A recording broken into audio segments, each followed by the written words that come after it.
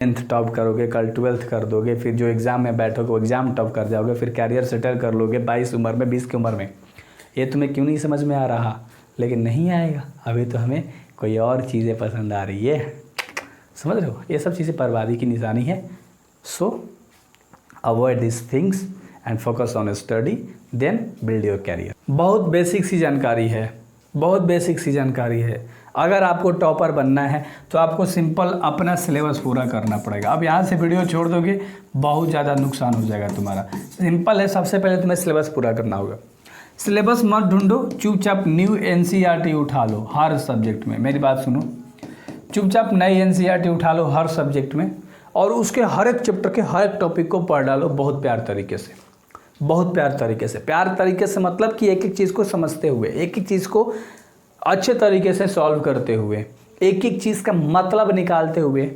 जब आप इतना कर दोगे ना तो आपका 70% एग्ज़ाम यहीं पर क्रैक हो जाएगा, यहीं बैठे बैठे। और बाकी 30% का जो तुम्हारा एग्जामिनेशन है वो कहाँ से सॉल्व होगा? PYQs, मॉडल और आपका प्रैक्टिस, ये तीन चीज़ आपको दिलाएगा 30%। क्या क्लियर है दिमाग में? अब PYQs जरूर करना है, जैसा सवाल है सब करना है और उसके बेसिस पे भी सवाल करना है। कोई भी तुम्हें सिलेबस के अकॉर्डिंग तुमने कोई भी चैप्टर करा है तो तुम्हें एक्सटर्नल सवाल जरूर लगा के चेक करना है, कम से कम 10 गो। कोई भी सब्जेक्ट हो 10 सवाल आपको लगा के चेक करना है।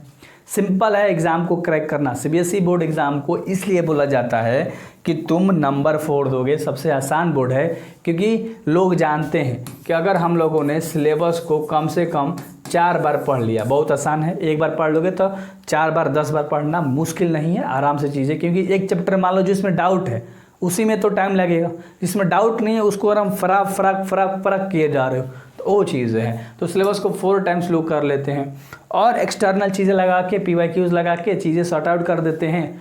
वहीं वो बच्चे हैं जो कम पढ़ के नंबर ला लेते हैं और वहीं तुम बच्चे हो कभी 1 चैप्टर खोल दिया तो कभी 7 खोल दिया तो कभी 6 खोल दिया और चैप्टर ही नहीं पता तुम्हारा कितना कंप्लीट है और तुमको लग रहा है कि मैंने सब चैप्टर पढ़ा है लेकिन कोई भी कंप्लीट नहीं है।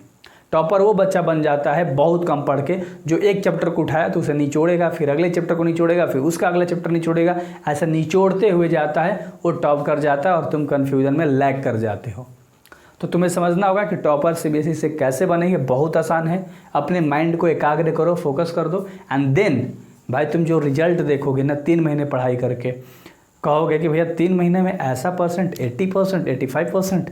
तो अगर 6 महीना हम लोगों ने पढ़ लिया, 5 महीना अगर फोकस से हम लोगों ने कर लिया तो हम लोग तो टॉपर की लिस्ट में आ जाएंगे। बिल्कुल आ जाओगे, लेकिन तुम अपने आप से चीटिंग कर रहे हो ना।